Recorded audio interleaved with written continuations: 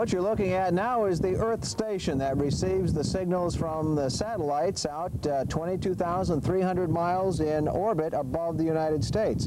This is actually a multi-feed horn type of Earth station, which means that we can pick up the signals from 4 different satellites on this one particular Earth station. This eliminates the excess cost and the excess space of having to actually receive the signals from the 4 different satellites on 4 different round Earth stations like you would typically see in many cable installations. This again is part of the latest technology available in satellite reception.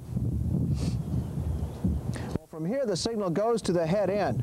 But first we're going to take a look at some of the more unfortunate stories that we had to cover here in Garfield Heights during 1984. In our July 10th story, we covered the $1 Million Baby, young Michael Reed. And we also covered in our July 31st show the demolition of the Garfield Park Elementary School. Here are those programs. The lead story this week concerns a young child who has gone through more in his nearly 2 years of life than many of us have in a lifetime. You may have heard about Michael Reed of Garfield Heights, the so-called $1 Million Baby, whose premature birth and subsequent operation and hospital stays have cost nearly $1 million. Young Michael is facing yet another operation, and concerned citizens in Garfield Heights, led by Eileen Kanzler, have started a fundraising effort to help the large Reed family face the next medical bill that insurance may not cover. Here is Kelly Riley at the Garfield Heights Home Days, where firefighters set up a booth to help focus attention on fundraising efforts. Mr. Reed, what specifically are some of the problems or the health problems that Michael has experienced? Well, Michael was born 3 months premature. He was 1 pound 9 ounces when he was born, and he experienced severe respiratory distress, some heart problems, liver problems, just a number of things, quite a bit of it. And for a family of 8, I would imagine that the costs that you've undergone have been pretty severe. What type of costs have you undergone because of his treatment? Well, at the present, my insurance company has spent just under $1 million. Under $1 million? Yes. Wow. And I understand that the insurance is not going to cover much beyond this? No, they have $1 million limit on their policy. $1 million or 2 years, whichever comes first. And I think Michael has something he wants to say. Okay, go ahead. Thursday was Michael's 2nd birthday, and we're real close to $1 million now. So that would be the end of his coverage under the policy. All right, Michael's 2 years old, and I understand that he's spent a big percentage of his lifetime in hospitals. How does the family deal with this emotionally? Well, we just kind of take it a day at a time, and learn to count on family and friends to help things stay together.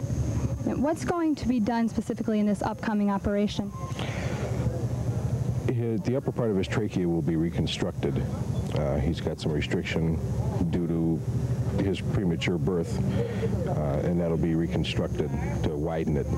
And what will the cost of this operation be? I really don't know. He'll be in Cincinnati Children's Hospital for 3 to 4 weeks, and that'll be about $30,000 itself. That doesn't include the price of the surgery or the doctor's fee.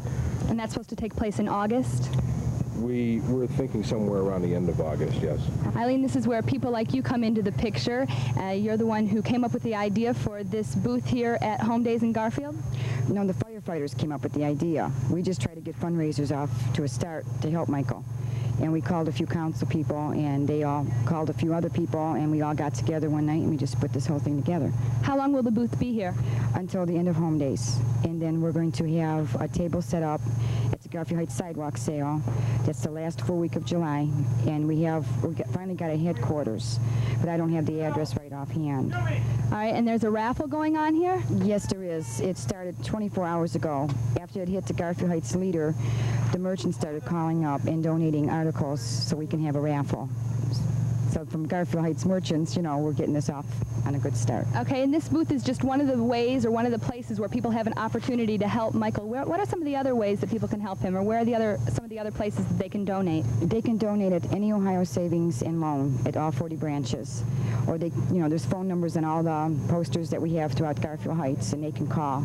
You know, we can tell them where they can drop off the money and everything. And then we're having more fundraisers in the near future. And they can donate up until August? They can keep donating until, you know, until we reach our goal to have the baby operated on. Okay, so you can come to Garfield Heights Home Days and donate here. Go to any Ohio Savings Bank and donate there and help Michael.